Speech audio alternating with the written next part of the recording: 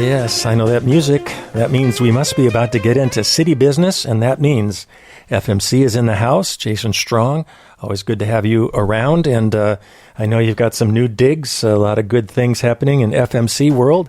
Fairfield Media Center. This is KRUU-FM, 100.1 on your radio dial. Also, KRUU-FM in the World Wide Web machine.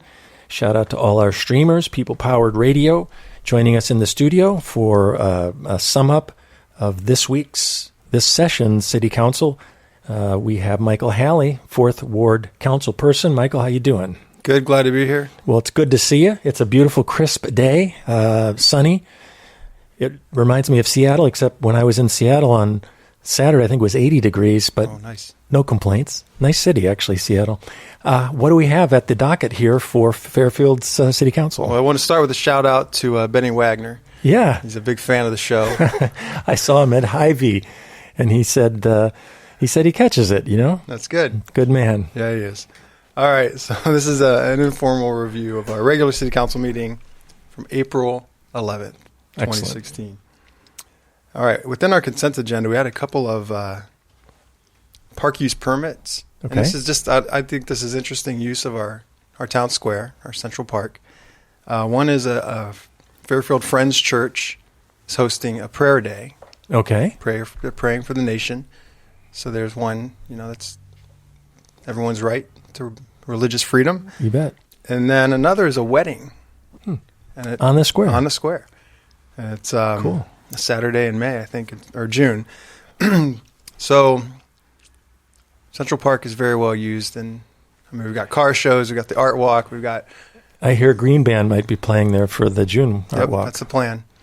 So I think that's great. I mean, it's there to be used. Well, it's a beautiful neck of the woods, you know? It really is. It's a nice square. All right. Public forums appearances, we had 3. First, we heard from Jamie Mueller.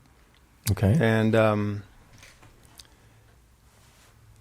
it's a topic that you don't want to have to think about, but it's very real an issue, but sexual assault. I didn't mean to laugh. What I was, just for the record, what I was laughing at by accident for our news show, we usually say, we aggregate, you decide. And by accident today, I said, we aggravate and you decide. And so that's what I was, when you said something we don't want to talk about, but sexual assault, what do we got going? Well, this is the month of April, Sexual Assault Awareness Month. And the gentleman did give some statistics. He said, like 1 in 5 women will have dealt with some sort of sexual assault in their lifetime, and that may be underreported. And it was just,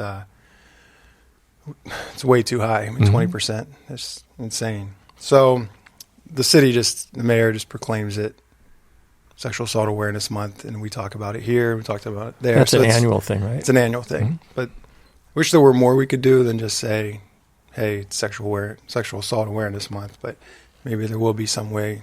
Usually cities, I don't think, get involved in that kind of thing, but it's good that we at least acknowledge it, and here we are talking about it. And well, it's an important thing. It is an important thing, and I know a lot of the reason it may be underreported is that people who have been assaulted are afraid to come out and talk about it. So if hearing about it and knowing that there are support groups and such may encourage someone to talk about it, then at least we can do that. So, and of course, there have been issues with trying to come forth and whether people are believed. And I mean, there's a number of issues. Today's actually, as we speak, is Equal Paid Day as well, and that's a whole other issue. Sadly, and it was aggravating a little bit. It's going to be 49 years. Some economists are predicting till that pay gap gets equal. And of course, it's much worse for Hispanics and African Americans than even white women. But it's on this day where we're talking about that. This is another issue,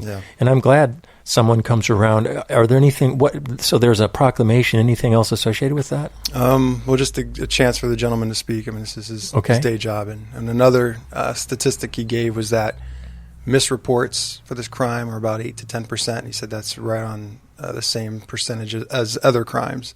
So sometimes people will say that it's overreported, or there are a lot of, they'll say rape, for example, that Which has been an issue. I mean, very famously with Rolling Stone, someone who did apparently that happens with all kinds of crimes. So but you're saying that means 90% is actual based on what he's saying, right? Of reported incidents. Well, that's sobering. Yeah, well, it's good to know that too, because there is certainly, I think, more of an impression and what he's also saying is that many go unreported. So that's the other part of the iceberg, if you want to look at it that way. But to think 1 in 5 reported it's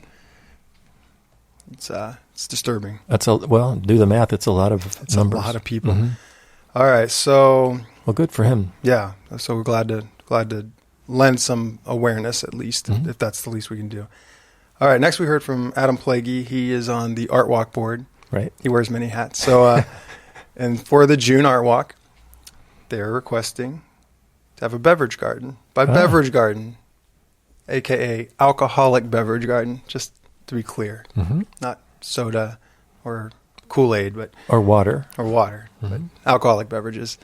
So the idea is that the Cider Works, which is a world-class hamburger joint, number that's Cider, one. That's Cider House. Cider House. I know. That's why I'm trying to help out here. Cider Works is in the county. It's outside city limits. Okay. It's Jesse and Katie Narducci. Narducci's, yes. Yep. And so it's a real nice venue, and they're getting it ready for spring. But they do create their own local ciders. Very cool. And I think they're gonna continue to do seasonal flavors. Kind of change it. And I know their business model calls for at some point going wholesale. That they would sell in the whole region. So they would be the ones holding the liquor license and organizing the actual garden. It would take up, I suppose you could say, about an eighth of Central Park, half of a quadrant. Okay. And instead of being on the outside edge toward the road, it'd be closer to the gazebo because Jefferson County Green Band is playing. And as we've learned from Ragbri, if you have the beverage garden closer to the stage, people tend to like that than being further from the stage. So obviously it'll be a fenced-in area. That's part of what the beverage garden entails, right? It follows, state code, which requires a fence and being ID'd and a wristband if you're old enough to drink. So all but one council member and John Rowlinski, he always states why he doesn't. He says he doesn't. And this was interesting. For the first time, he said, I don't have a problem with beer gardens. I just don't like them on public property. I think in the past he says he doesn't like them at public gatherings because it gives young people the impression that you must drink to have a good time. But this was more of a refinement of his position. It's just putting them on public property that he has issue with. So passed 6-1. And then the third was a property on 206 West Adams, owned by Doug Bakar, that for many years has been vacant and had gotten vandalized and was just really in bad shape. And so our code enforcement officer, he's part-time code enforcement, part-time fire chief, Scott Vaughn, had brought this to the property committee attention years ago. I think it's been 3 years since I was on that committee. And I think that's when this first started. So it's been a long process, but and in a way, the council is very easy and it's kind of soft on these issues because we told them to have it done by now, and it's not completed. And so we're giving them a 2-month extension just because we're that way. But he replaced broken windows and fixed some broken doors, but the house is still not able to be occupied, which is really where we've asked him to get it to. In which place is that? Which, again? 206 West Adams. West Adams, okay. It's over by the library. Mm-hmm. So we'll hear back from him in our second meeting in June. And he said he's got it all lined up to get it all ready. So see if that comes to fruition. I hope it does. All right, moved on to our action items and all that good stuff.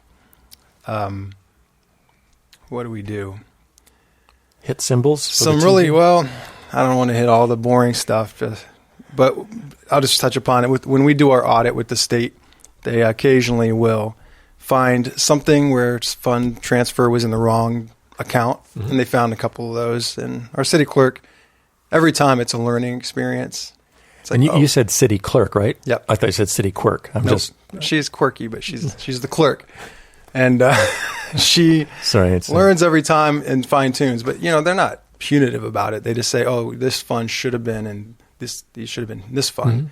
So we just have to make a slight amendment to the audit and makes them happy. So that's what that was. And almost seems like every year we end up doing there's some little thing, and I think it's probably has to do with them changing.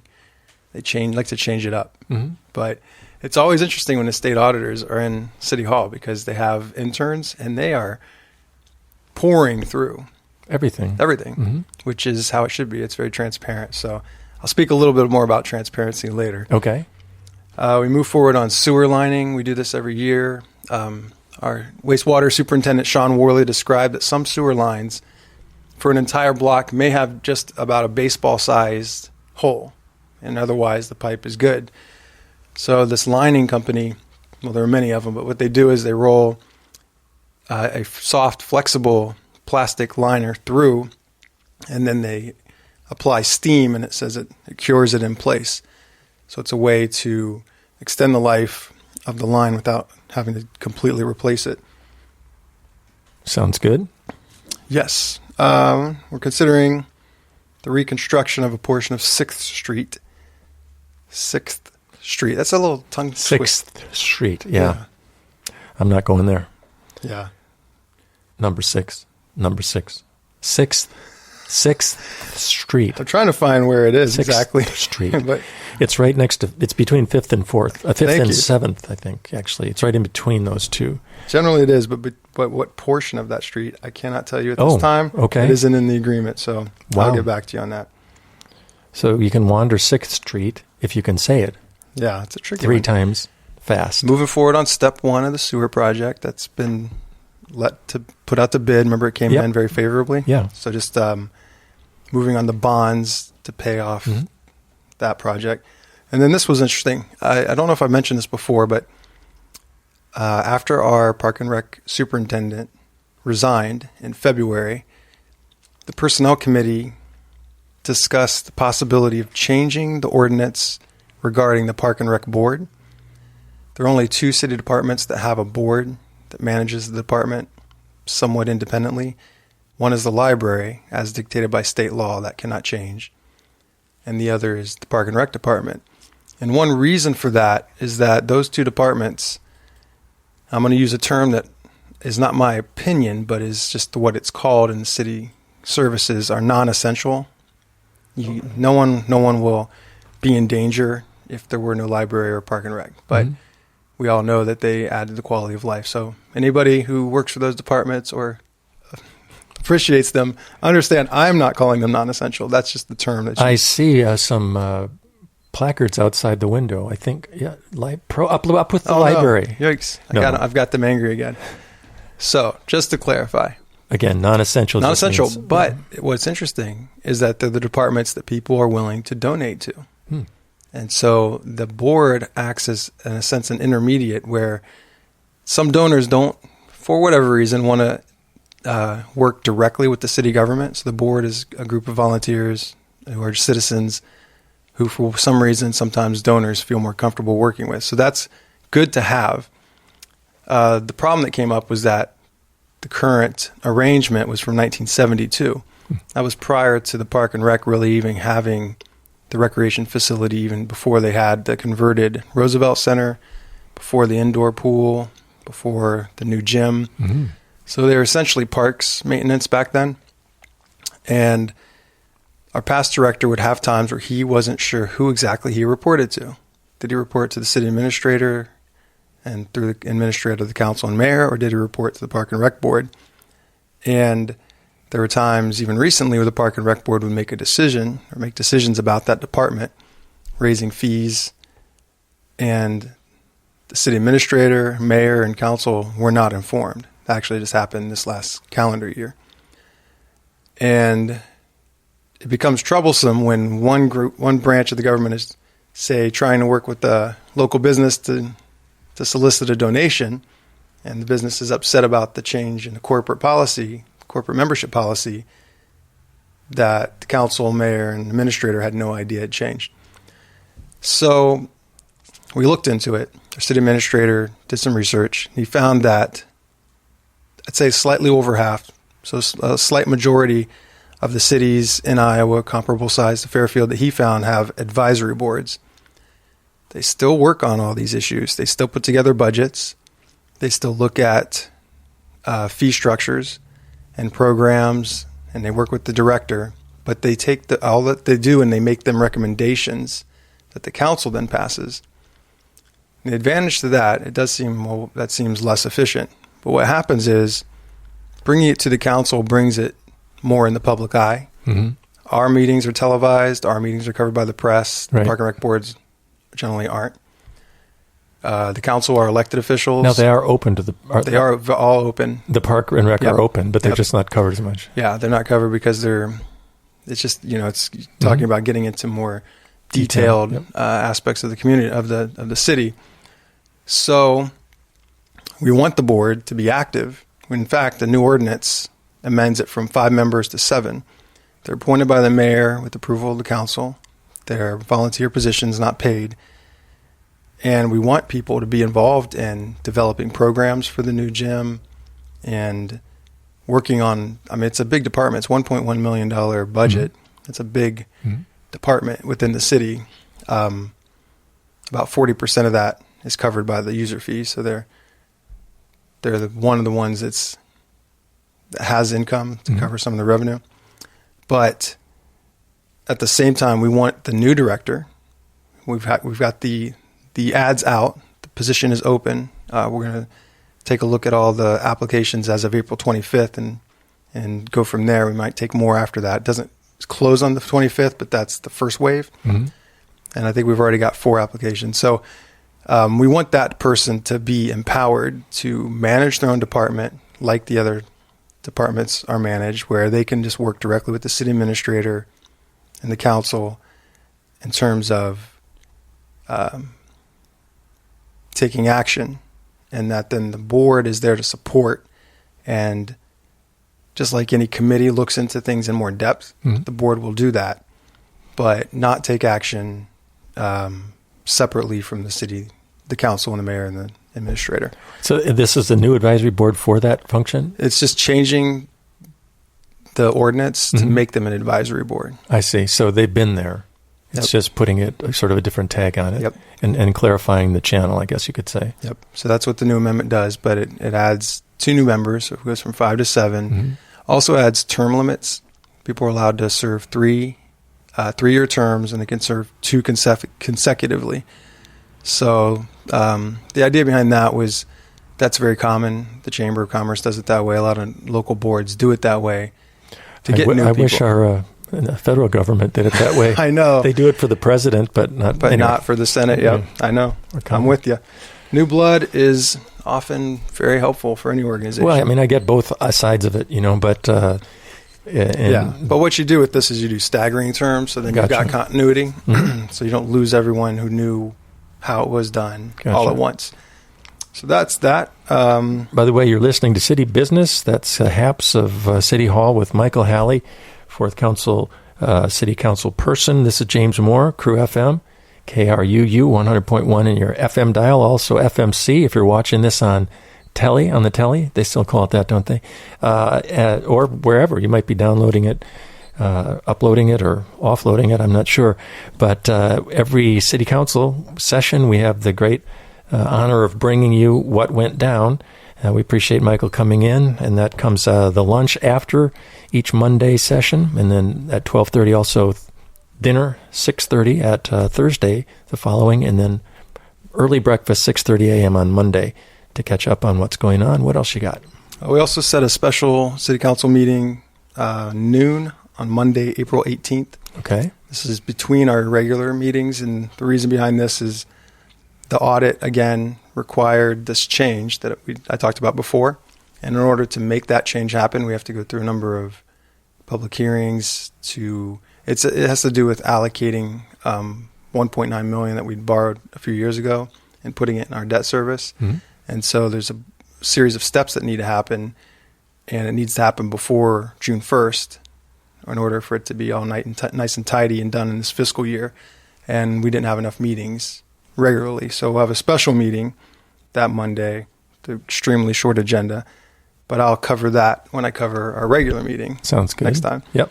Mayor report, you had one board appointment. Lauren Town was appointed to the Beautification Commission. I think she'll do a great job. Congratulations. Yep.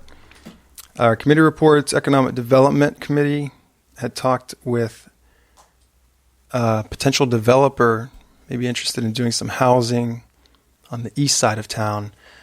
And as is the case almost always across the board, private developers do ask the city for assistance with infrastructure costs.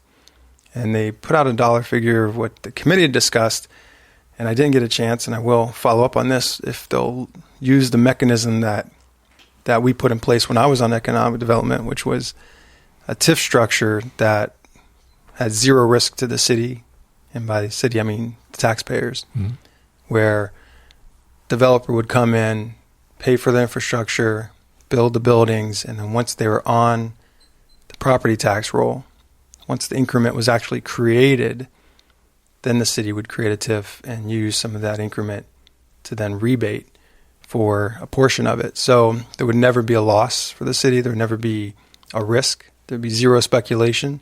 Speculation and risk would be entirely on the developer, and it would only rebate once the properties were actually finished. So we liked it, and we have one developer, Martin Brett, in North Campus Village, who's using that model. So they didn't mention that, and I'm going to speak with our city administrator next week and just make sure that offers that's the one that we try to go with. Mm-hmm. Because again, the city puts any amount of money down to help with infrastructure and nothing pans out, it's not ideal. We don't want to be extending taxpayers' money for projects that aren't going to then pay themselves back off.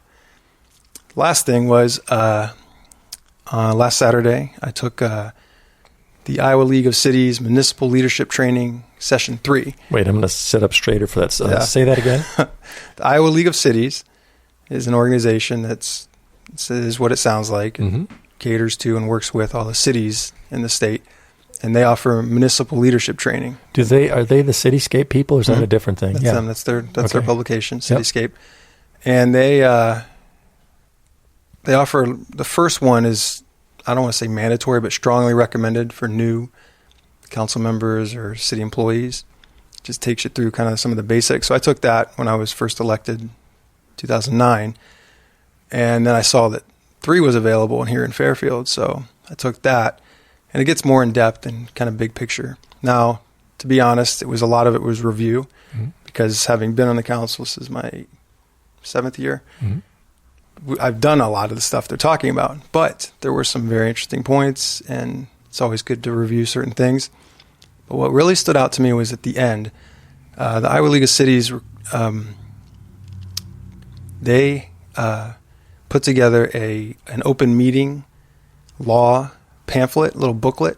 It sits on my council seat on the desk in front of me, and that's one of the things they do, is to try to help cities always stay in compliance with whatever. But that particular law. So just to talk about what it is, it's put in place to ensure transparency in local government. And that means that you cannot have a quorum of an elected body, be it city council, county supervisors, whatnot, meet privately to discuss public issues. Interesting. You cannot deliberate on public issues. Now, obviously, you can talk to any of y'all can talk to any citizens about anything. Yep. But y'all together. Yeah. Once you reach a quorum, you have an open meeting. Mm-hmm. And in order to make that legal, you have to advertise its location, time, agenda, 24 hours beforehand. So, the director of the League of Cities told a story of a recent Supreme Court case. Now, this was on a county level. A county administrator who had 3 supervisors spoke with each one independently about a certain issue. It was retirement packages for county employees. And in each conversation, they deliberated together and then carried that over into the next conversation.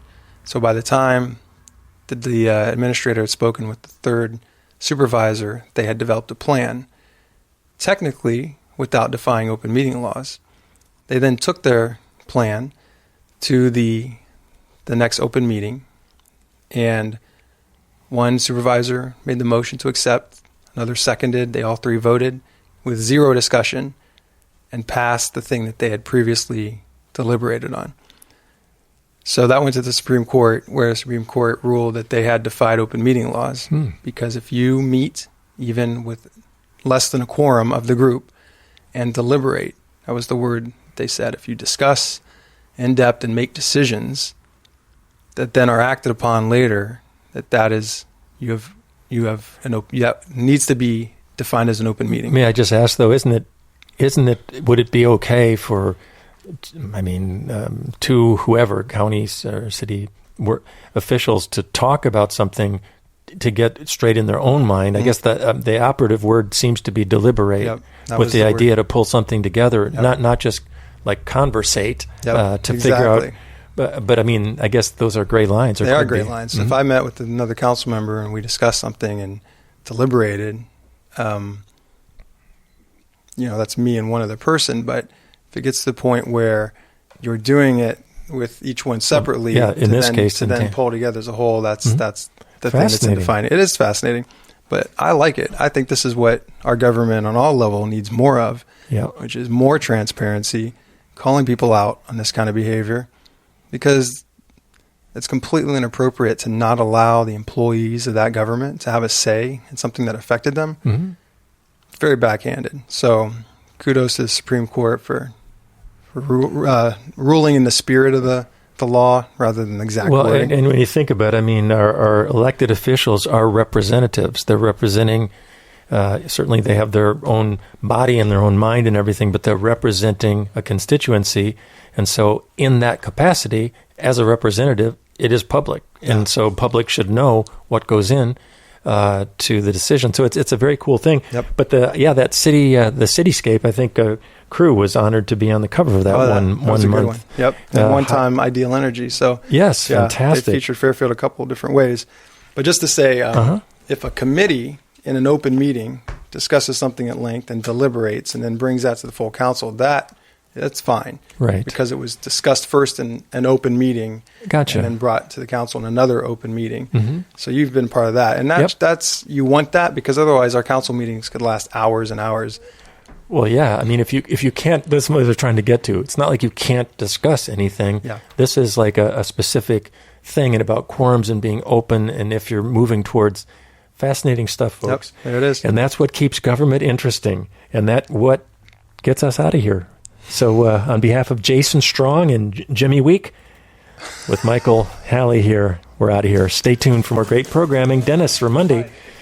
Whoa, no, we don't want Jeff Lynn yet. Dennis Ramundi is going to be speaking with, Tom Fegan, who's running for Senate in the state. And so stay tuned for that. We'll be back with more in just a moment.